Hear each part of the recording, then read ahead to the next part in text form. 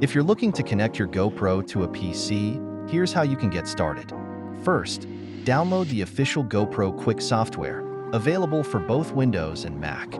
With Quik, you can control your GoPro camera remotely, transfer media, and update your firmware easily.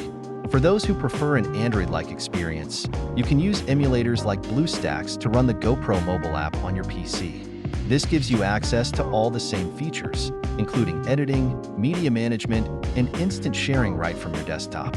Installing Quik is straightforward. Download it from the official GoPro website. Follow the installation prompts and link your GoPro camera using either Wi-Fi or a USB cable. Once connected, you can import your photos and videos seamlessly. Quik also offers simple editing tools to add highlights, trim clips, and create shareable content with music. If you're a cloud service user, GoPro also supports auto-uploading your media directly from the camera, so you can access it anywhere. Plus, third-party software like Adobe Premiere Pro or DaVinci Resolve also works great for more advanced editing needs.